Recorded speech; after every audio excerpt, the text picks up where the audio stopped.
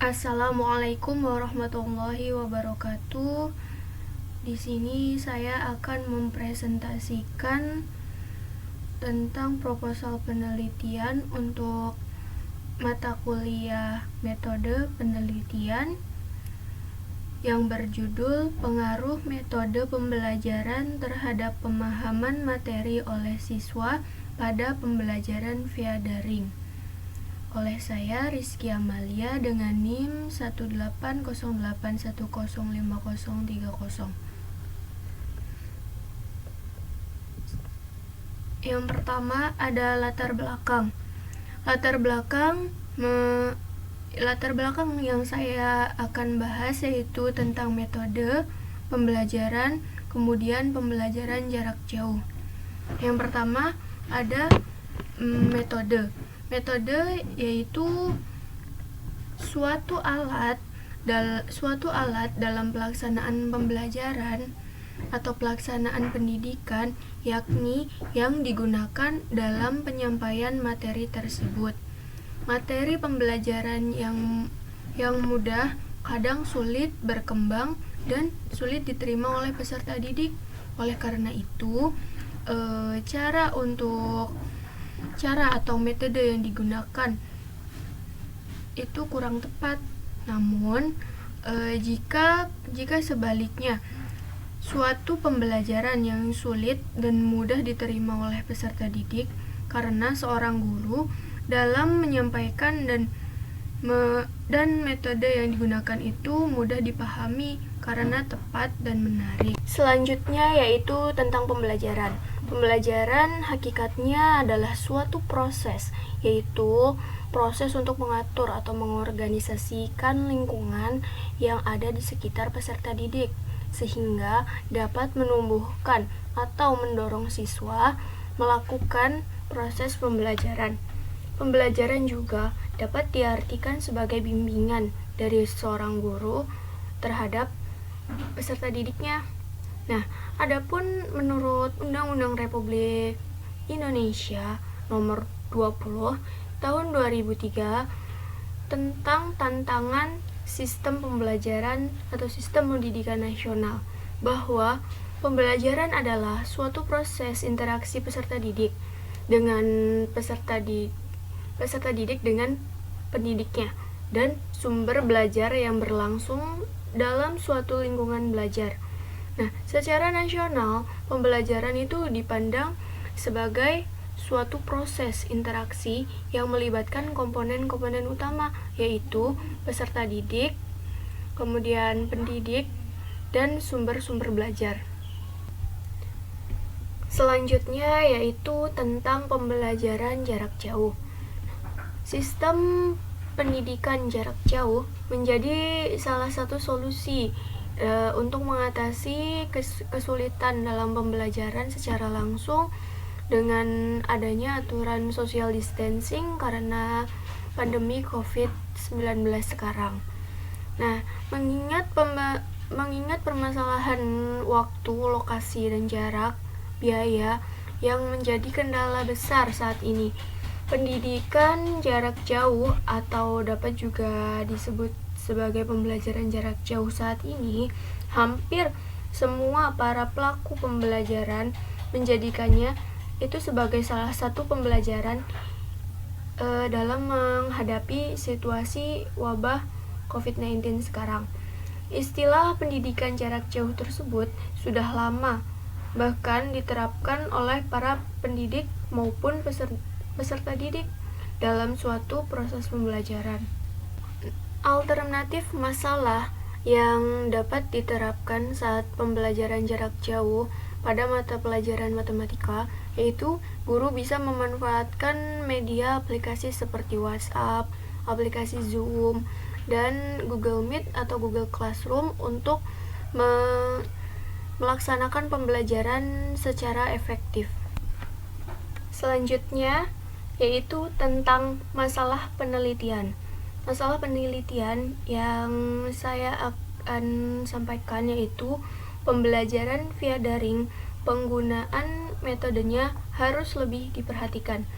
Maksudnya, yaitu idealnya pada proses pembelajaran via daring, metode pembelajaran yang diberikan oleh guru berupa penyampaian materi, kemudian baru disertai dengan pemberian soal latihan, sehingga siswa dapat memahami materi yang disampaikan oleh pendidik. Namun, siswa kurang memahami metode pembelajaran yang diberikan oleh guru dalam proses pembelajaran via daring sekarang. Nah, karena banyak guru yang hanya memberikan tugas saja berupa pemberian soal dari LKS, kemudian tidak disertai dengan pembahasan atau penjelasan. Nah, perbedaan dengan proses pembelajaran dengan tatap muka itu guru akan lebih menjelaskan materi lebih dalam terlebih dahulu, kemudian guru itu memberikan soal latihan, dan ketika selesai siswa akan diajak untuk membahas secara bersama soal latihan tersebut. Kemudian yang selanjutnya ada pertanyaan penelitian. Pertanyaan penelitian saya yaitu bagaimana metode pembelajaran yang harus disampaikan guru agar siswa mudah memahami materi yang disampaikan. Kemudian selanjutnya ada tinjauan literatur. Tinjauan literatur. Yang pertama ada tinjauan konseptual. Tinjauan konseptual yang pertama ada tentang metode pembelajaran. Metode pembelajaran adalah suatu alat untuk melaksanakan suatu pembelajaran. Nah, pembelajaran sendiri menurut Wina Sanjaya pada tahun 2008 itu dia mengungkapkan bahwa pembelajaran itu merupakan kegiatan yang memiliki tujuan membelajarkan atau memberi pembelajaran kepada siswa. Nah, di dalam undang-undang kan terdapat Undang-Undang Nomor 20 itu terdapat tentang sistem pendidikan nasional, mengemukakan bahwa pembelajaran adalah suatu interaksi peserta didik dengan pendidiknya. Selanjutnya ada pemahaman materi. Nah, pemahaman materi itu arti kata dari pemahaman sendiri merupakan terjemahan dari understanding. Diartikan sebagai penyerapan arti suatu materi yang dipelajari. Nah, untuk memahami suatu objek secara mendalam, seseorang harus mengetahui yang pertama itu ada objek itu sendiri, yang kedua itu ada objek secara mendalam. Seseorang yang harus mengetahui. Yang ketiga itu ada relasi dengan objek lain yang tidak sejenis ataupun sejenis. Kemudian yang keempat itu ada relasi dual dengan objek lain yang sejenis. Yang kelima itu ada relasi dengan objek dalam teori lainnya. Nah, pemahaman merupakan salah satu aspek dalam taksonomi Bloom pada ranah kognitif. Nah, Bloom membagi pemahaman atas 3 macam, yaitu pemahaman translasi, pemahaman interpretasi, dan pemahaman ekstrapolasi. Selanjutnya ada model pembelajaran pada saat daring. Yang di sini terdapat 6 metode, yaitu project based learning, daring metode, luring method, home visit method, integrated curriculum, kemudian blended learning. Yang pertama itu ada project based learning. Ini bisa dilakukan untuk membentuk suatu kelompok kecil, kemudian kelompok itu menyelesaikan suatu proyek dalam pembelajaran tersebut. Yang kedua itu ada daring method. Daring method ini rupanya bisa membuat para siswa untuk memanfaatkan fasilitas yang ada di rumah dengan baik, seperti halnya membuat konten, kemudian memanfaatkan barang-barang di sekitar rumah maupun mengerjakan seluruh kegiatan belajar melalui sistem online. Nah, metode daring ini sangat cocok nih diterapkan bagi pelajar yang berada pada kawasan zona merah COVID-19. Dengan menggunakan metode full daring seperti saat ini, sistem pembelajaran yang disampaikan akan tetap berlangsung dan seluruh pelajar tetap berada di rumah mereka masing-masing dan terhindar dari penyebaran virus COVID-19. Kemudian yang ketiga yaitu tentang luring method. Nah, luring method ini merupakan singkatan dari luar jaringan, yaitu siswa mengikuti pembelajaran secara offline di sekolah mereka dengan tetap mematuhi protokol kesehatan. Nah, dalam metode yang satu ini, siswa diajarkan secara bergilir atau sekolah itu membagi siswa ke dalam suatu shift agar tidak terjadi kerumunan dalam suatu kelas tersebut. Nah, agar metode pembelajaran luring ini merupakan saran dari Mendikbud untuk memenuhi keefektifan kurikulum selama masa pandemi ini. Yang keempat ada home visit method. Sama dengan metode lainnya, home visit itu merupakan salah satu kegiatan untuk metode pembelajaran pada saat pandemi COVID-19. Metode ini itu mirip dengan metode homeschooling. Jadi, pengajar atau pendidik itu mengadakan kunjungan di rumah pelajar atau siswa yang waktunya sudah terjadwal. Jadi, untuk pelajar yang memiliki kekurangan fasilitas belajar mengajar, kekurangan teknologi untuk fasilitas belajarnya, maka dengan metode ini dapat membantu proses penyampaian materi guru terhadap siswanya. Kemudian yang selanjutnya ada integrated curriculum. Integrated curriculum ini adalah suatu metode pembelajaran yang hanya melibatkan satu mata pelajaran saja, namun juga mengaitkan metode pembelajaran yang lain. Jadi hanya diterapkan untuk satu mata pelajaran, kemudian saling mengaitkan dari metode yang satu dengan yang lainnya. Metode yang terakhir yaitu ada metode blended learning. Metode blended learning ini adalah metode yang digunakan atau metode yang menggunakan dua pendekatan sekaligus. Metode ini menggunakan sistem daring dan juga sistem pembelajaran tatap muka melalui video. Meskipun guru dan siswa itu dari jarak jauh, tetapi mereka masih bisa menjalankan tugasnya, yaitu mengajar dan belajar. Jadi, intinya pembelajaran via daring ini bisa bisa berjalan dengan sesuai rencana apabila semua disertai dengan kesiapan yang matang, dari mulai fasilitas sampai kesiapan guru serta siswanya dalam hal menyampaikan materi dan juga menerima materi. Selanjutnya ada tinjauan teori. Tinjauan teori, penelitian ini menggunakan teori humanistik. Nah, teori humanistik sendiri yaitu suatu teori pembelajaran yang mengedepankan bagaimana memanusiakan manusia serta siswa maupun mengembangkan potensi dirinya.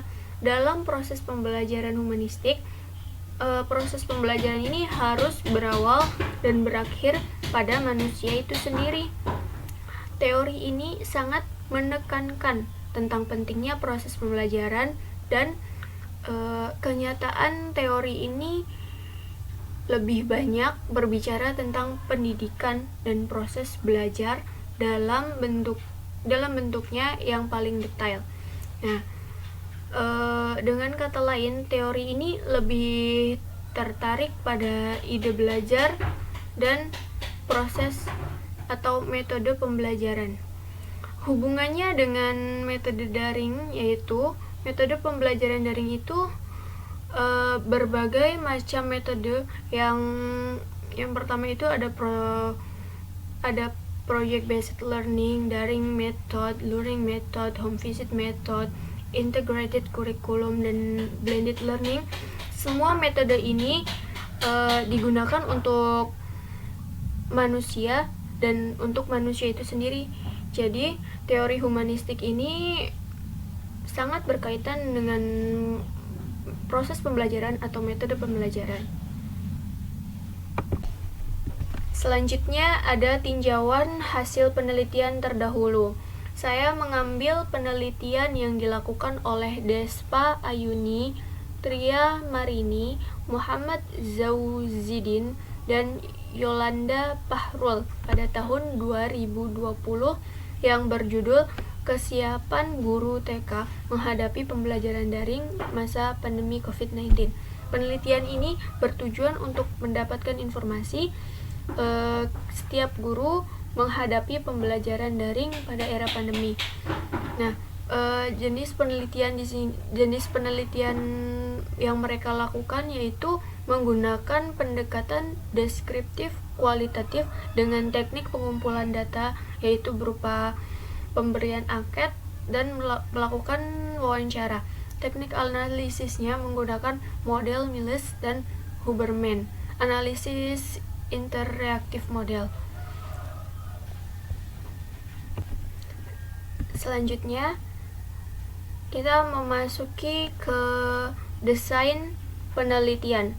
Desain penelitian yang akan saya lakukan, yaitu penelitian ini akan menggunakan desain penelitian kualitatif melalui teknik pengumpulan data dengan cara melakukan observasi wawancara secara langsung kepada guru dan peserta didik dengan tetap menerapkan protokol kesehatan saat wawancara berlangsung. Adapun pertanyaan yang akan saya sampaikan atau akan saya ajukan kepada guru dan murid itu yaitu tentang bagaimana tanggapan mereka mengenai proses pembelajaran yang mereka temui, kemudian kapan metode pembelajaran di luar tatap muka ini dilakukan, sejak kapan, kemudian ada metode apa yang mereka gunakan selama pembelajaran dari mulai awal sampai sekarang ini, kemudian apakah dengan penerapan metode tersebut efektif, dan apakah murid itu memahami pendidik dengan menggunakan metode yang disampaikannya tersebut. Selanjutnya ada metode penelitian. Metode penelitian yang saya lakukan yaitu penelitian ini menggunakan penelitian.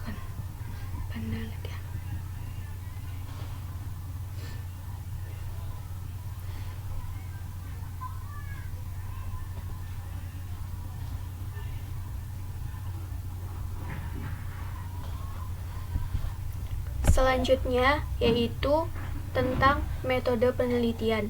Metode penelitian yang saya gunakan yaitu menggunakan metode kualitatif. Menurut Ari Kunto pada tahun 2006 menjelaskan bahwa penelitian eksploratif merupakan penelitian yang bertujuan untuk menggali secara luas tentang sebab-sebab dan hal-hal yang mempengaruhi terjadinya sesuatu. Nah, metode ini digunakan untuk mendapatkan informasi keefektifan sistem pembelajaran yang saya lakukan.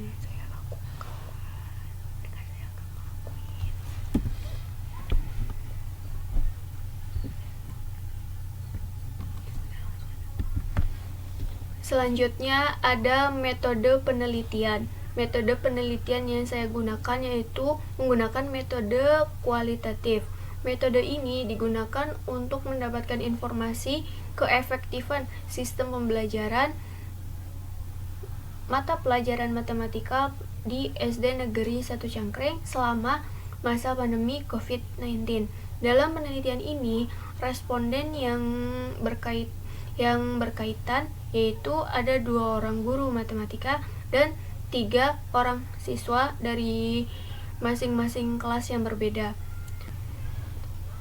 Kemudian, saya mengajukan beberapa pertanyaan kepada guru dan murid tersebut dengan metode wawancara. Kemudian, hasil dari wawancara tersebut saya dokumentasikan. Kemudian, saya tulis hasil wawancara tersebut agar data dari hasil wawancara ini dapat dipertanggungjawabkan, maka data tersebut terlebih dahulu dicek kesahannya, keasliannya, kemudian dengan menggunakan teknik pemeriksaan validasi data yaitu dengan teknik triangulasi.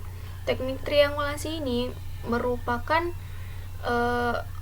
teknik pengumpulan data yang dilakukan dengan cara mengumpulkan data-data berbeda dari sumber dan sumber datanya yang sama. Dari penelitian yang saya lakukan, data-data yang berbeda yaitu data wawancara dari guru, kemudian data wawancara dari murid, tetapi hasilnya itu pasti berbeda kan, dan setiap orangnya, dan menggunakan teknik pengambilan datanya itu sama. Triangulasi itu sumber untuk mendapatkan data dari sumber yang berbeda-beda dengan teknik yang sama. Sekian penyampaian materi tentang proposal penelitian untuk memenuhi mata kuliah metode penelitian. Kurang dan lebihnya saya mohon maaf. Wabillahi taufiq wal hidayah. Wassalamualaikum warahmatullahi wabarakatuh.